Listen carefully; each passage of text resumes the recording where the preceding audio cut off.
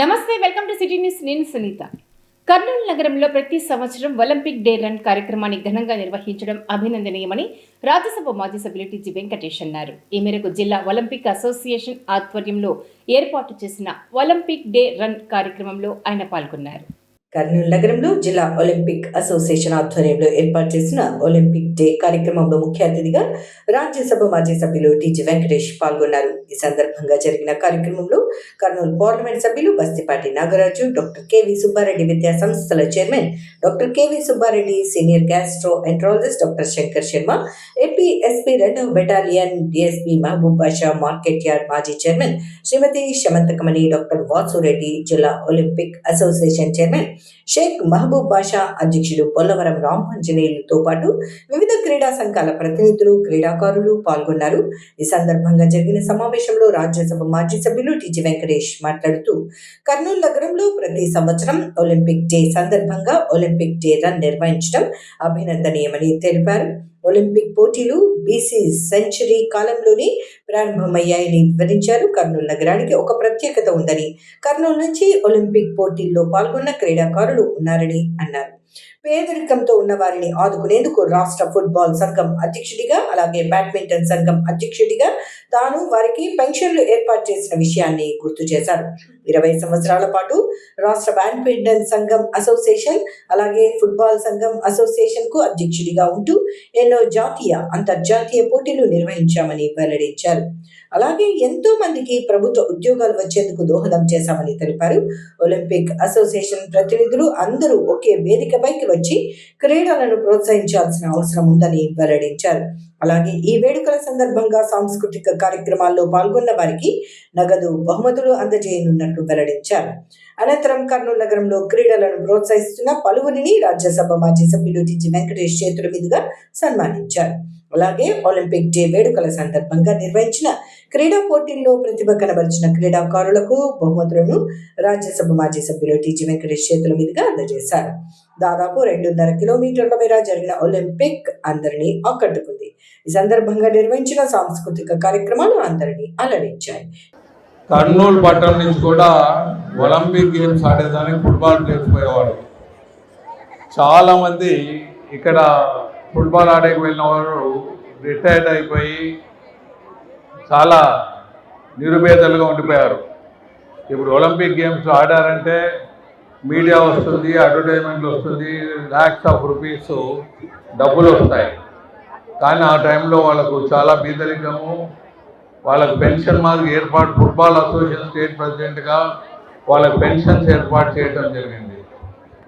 మరి అలాంటివి state football association ప్రెసిడెంట్గా 20 సంవత్సరాలు, అలాగే కంబైన్డ్ స్టేట్ ప్రెసిడెంట్గా, బ్యాడ్మింటన్ అసోసియేషన్ ప్రెసిడెంట్గా వరల్డ్ టోర్నమెంట్లు, ఇంటర్నేషనల్ టోర్నమెంట్లు ఎప్పుడూ స్టేట్లో జరిగిన విధంగా జరగడం జరిగింది.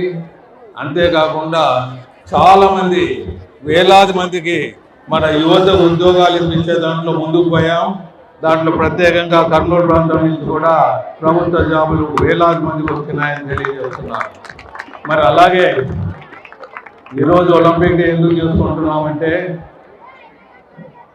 బీసీ సెంచరీ గ్రీస్లో 776 ఇయర్లో, అంటే బీసీ సెంచరీ అంటే 2000 సంవత్సరాల వెనక, దగ్గర 2,500 సంవత్సరాల క్రితం ఈ గ్రీస్లో ఈ ఒలింపిక్ గేమ్స్ మొదలైనాయి. అవి ఎలా మొదలైనాయి మీ అందరికీ తెలుసు.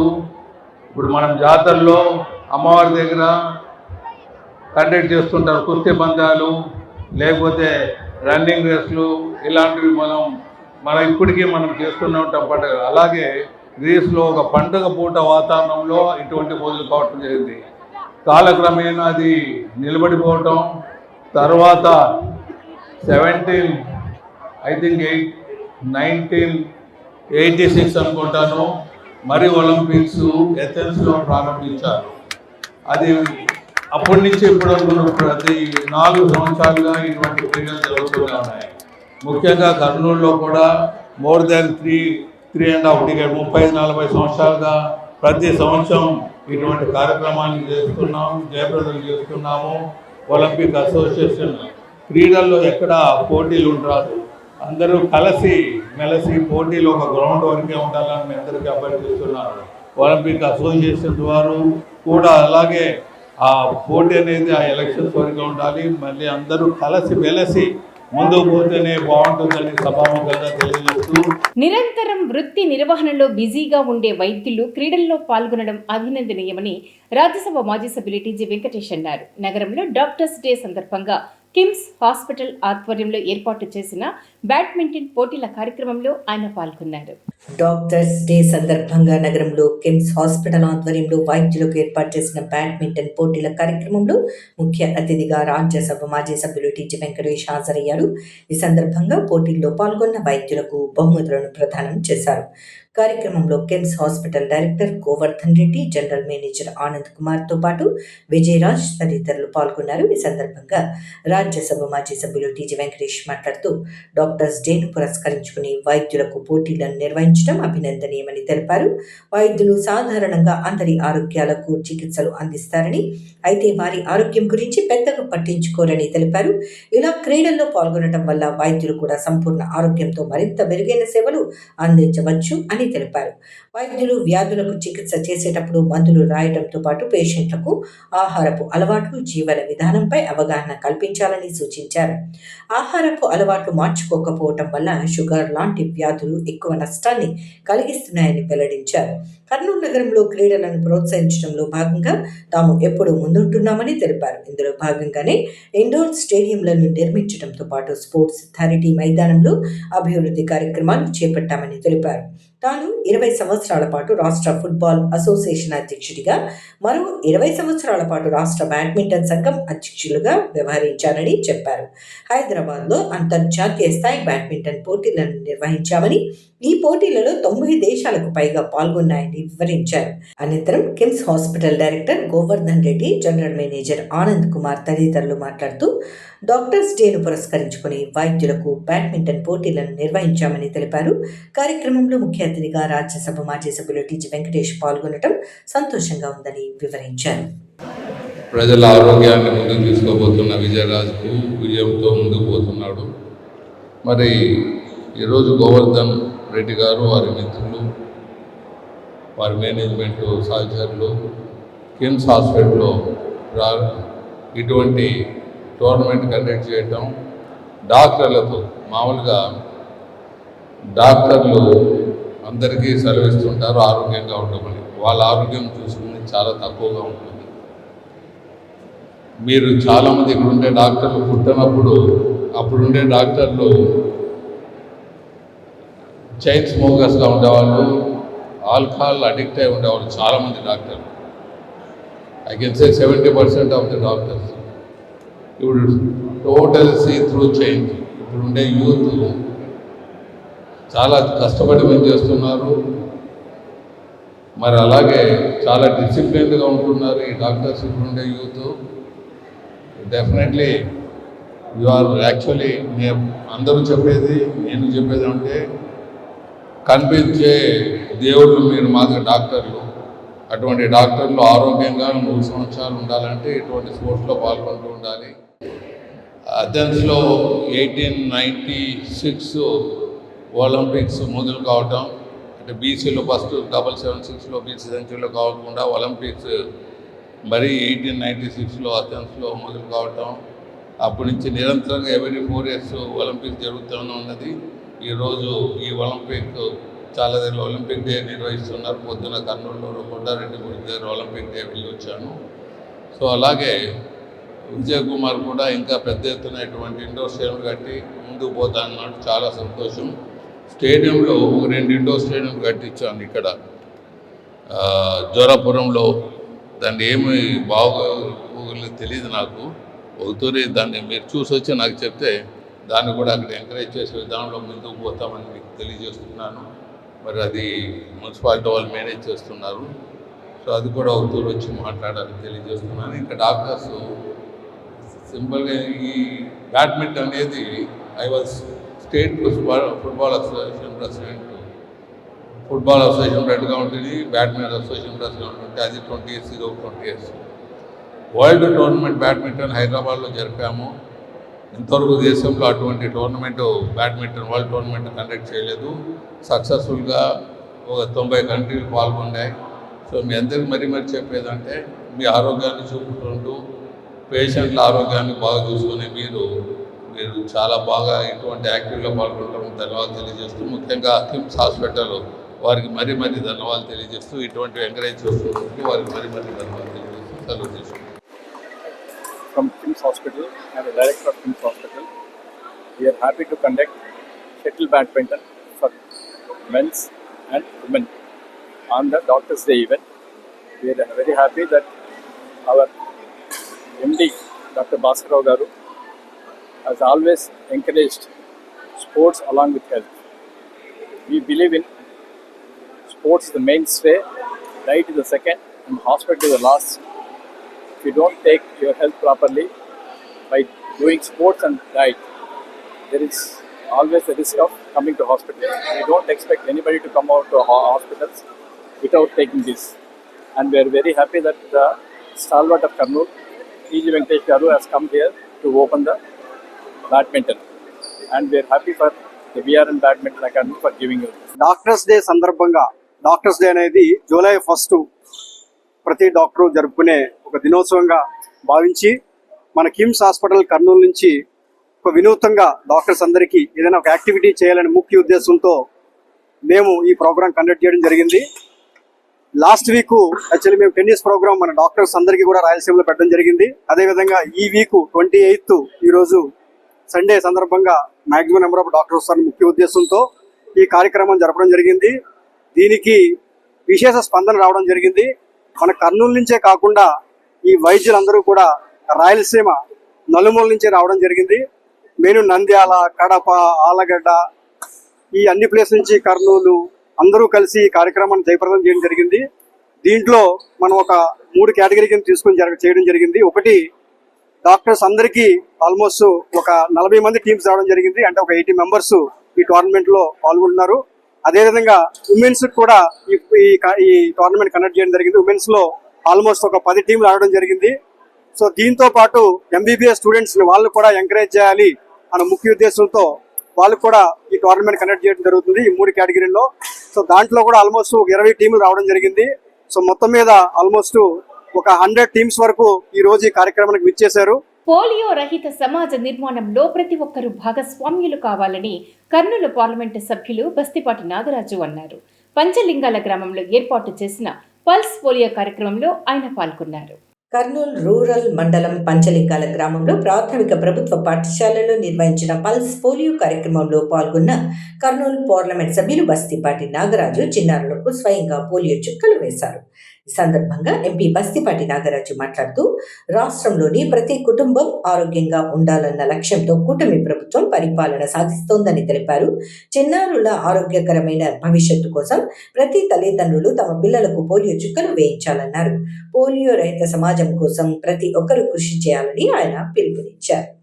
జిల్లాల్లో 5 ఏళ్లలోపు చిన్నారులు అందరికీ తల్లిదండ్రులు తప్పనిసరిగా పోలియో చుక్కలు వేయించాలని జాయింట్ కలెక్టర్ అన్నారు. నగరంలో ఏర్పాటు చేసిన పల్స్ పోలియో కార్యక్రమంలో ఆయన పాల్గొన్నారు. కర్నూలు నగరంలోని ఏ క్యాంప్ ఇందిరాగాంధీ స్మారక నగర బాలిక ఉన్నత పాఠశాలలో ఏర్పాటు చేసిన పల్స్ పోలియో కేంద్రంలో 0 నుండి 5 సంవత్సరాలలోపు చిన్నారులకు joint collector Nurul Qamar pulse polio చుక్కలు వేశారు. ఈ సందర్భంగా జాయింట్ కలెక్టర్ మాట్లాడుతూ నిండు జీవితానికి 2 పోలియో చుక్కలు వేసే చిన్నారుల భవిష్యత్తుకు బంగారు బాటలు వేద్దామని జాయింట్ కలెక్టర్ పేర్కొన్నారు. 5 సంవత్సరాలలోపు చిన్నారులకు తప్పనిసరిగా పోలియో చుక్కలు వేయించడం మనందరి బాధ్యత అన్నారు. పల్స్ పోలియో కార్యక్రమంలో 100% లక్ష్యాన్ని సాధించాలని జాయింట్ కలెక్టర్ తెలిపారు. పల్స్ పోలియో కార్యక్రమంలో భాగంగా జిల్లాలో 1630 బూత్లను ఏర్పాటు చేయడం జరిగిందని, ప్రయాణంలో ఉన్న పిల్లలకు పోలియో చుక్కలు వేట కొరకు బస్టాండ్లు, రైల్వే స్టేషన్లలో, ఎయిర్పోర్ట్లలో 52 పోలియో కేంద్రాలు ఏర్పాటు చేశామన్నారు. అదేవిధంగా 33 మొబైల్ బూత్లను ఏర్పాటు చేయడం జరిగిందని తెలిపారు. ఒకవేళ ఎవరైనా ఈరోజు పోలియో చుక్కలు వేయించుకొని ఎడల 29-30వ తేదీలలో డోర్ టు డోర్ వెళ్లి మిస్ అయిన పిల్లలకు వైద్య బృందాలు పోలియో చుక్కలు వేసే విధంగా ఆదేశాలు జారీ చేయడం జరిగిందని చెప్పారు. పల్స్ పోలియో కార్యక్రమంలో డిఎంహెచ్ఓ డాక్టర్ భాస్కర్ రాజు, కార్పొరేటర్ పద్మలత, వైద్య సిబ్బంది తదితరులు పాల్గొన్నారు. హైదరాబాద్లోని యశోద హాస్పిటల్లో క్యాన్సర్ వ్యాధికి అత్యంత మెరుగైన వైద్య చికిత్స అందుబాటులో ఉందని హాస్పిటల్ వైద్యులు డాక్టర్ శ్రీకాంత్ తెలియజేశారు. నగరంలోని రెయిన్బో పాలీక్లినిక్లో జరిగిన విలేకరుల సమావేశంలో ఆయన మాట్లాడారు. నగరంలోని రెయిన్బో పాలీక్లినిక్లో జరిగిన విలేకరుల సమావేశంలో యశోద హాస్పిటల్కి చెందిన వైద్యులు డాక్టర్ శ్రీకాంత్ మాట్లాడుతూ క్యాన్సర్ వ్యాధికి అత్యాధునిక చికిత్స అందుబాటులో ఉందని అన్నారు. హైదరాబాద్ యశోద హాస్పిటల్లో క్యాన్సర్కు భారతదేశంలోని ఏ హాస్పిటల్లో అందని అత్యాధునిక చికిత్స అందుబాటులో ఉందని, పేషెంట్లు ఈ అవకాశాన్ని సద్వినియోగం చేసుకుని ఆరోగ్యం కాపాడుకోవాలని కోరారు.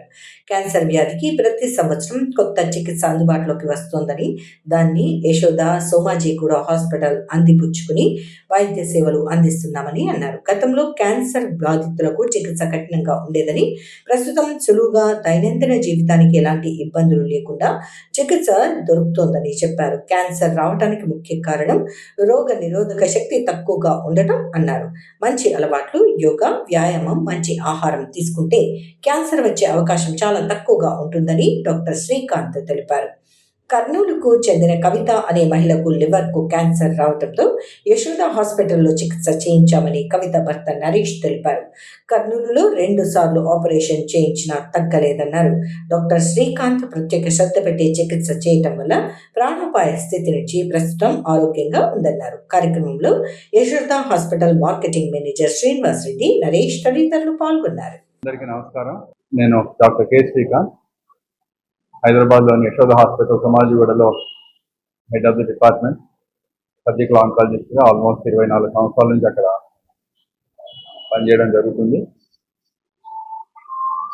మీ అందరికీ యశోద హాస్పిటల్ అనేది సుపరిచితమే.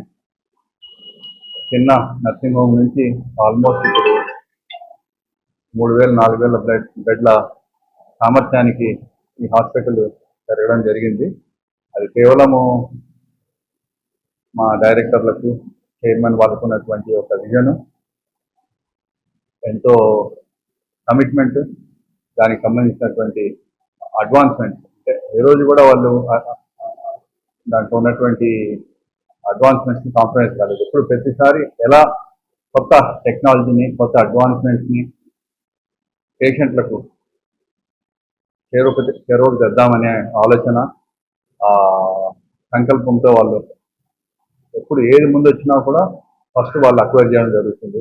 అది డాక్టర్లకు కూడా ఒక వరం యాక్చువల్ చెప్పాలంటే. ఎందుకంటే మనకు అటువంటి అడ్వాన్స్మెంట్స్ ఉంటే తప్ప పేషెంట్కి కూడా మేము న్యాయం చేయలేము. కొత్త పద్ధతుల్లో, కొత్త చికిత్సలతో, కొత్త విధానాలతో మెరుగైన సేవలు అందించి పేషెంట్లకు కూడా ఎలా అంటే రిజల్ట్స్ మెరుగైనటువంటి రిజల్ట్స్ మనం తీసుకోవాలి.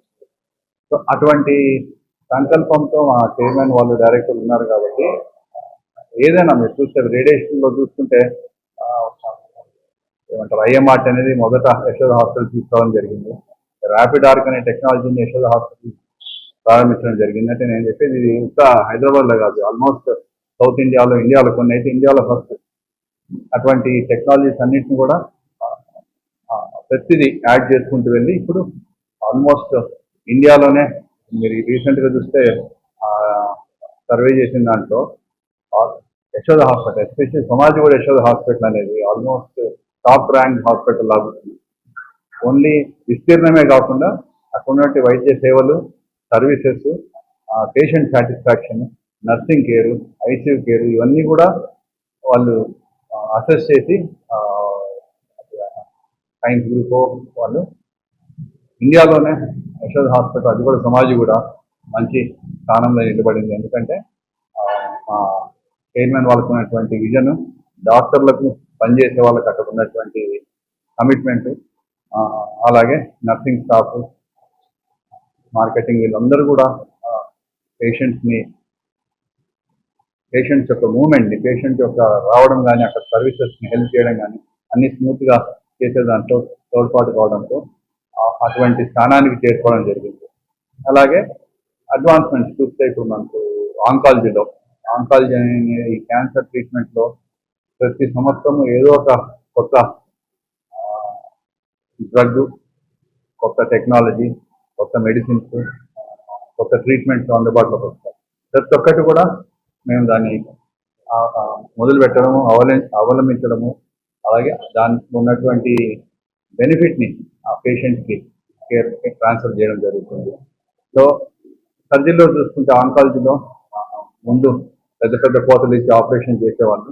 ఇప్పుడు చిన్న కోతల నుంచి బటన్ హోల్స్కి వచ్చేసింది. బటన్ హోల్స్ నుంచి ఇప్పుడు ప్రెసిషన్ ఆంకాలజీ, అలాగే మాలిక్యులర్ లెవెల్లో ఆ యొక్క క్యాన్సర్ని మనము డయాగ్నోస్ చేసి ఆ లెవెల్లో ఏ ట్రీట్మెంట్ ఇస్తే పేషెంట్కి లైఫ్ పెరుగుతుంది, క్యూర్ అవుతుంది అనే ఉద్దేశంతో అటువంటి అంత డీప్ లెవెల్ ఆఫ్ ఇన్వెస్టిగేషన్స్ చేసి మనం ట్రీట్మెంట్ పేషెంట్కి ఇవ్వడం జరుగుతుంది. తలసేమియా బాధిత చిన్నారుల కోసం రక్తదాన శిబిరం నిర్వహించడం అభినందనీయమని VRK foundation chairman Bolleddula Prashanth అన్నారు. నగరంలోని 3వ వార్డులో మోక్షజ్ఞ ఆర్గనైజేషన్ ఆధ్వర్యంలో తలసేమియా బాధిత చిన్నారుల కోసం రక్తదాన శిబిరాన్ని నిర్వహించారు. నగరంలోని 3వ వార్డు పరిధిలోని బండిమెట్టలో మోక్షజ్ఞ ఆర్గనైజేషన్ ఆధ్వర్యంలో తలసేమియా బాధిత చిన్నారుల కోసం రక్తదాన శిబిరాన్ని నిర్వహించారు.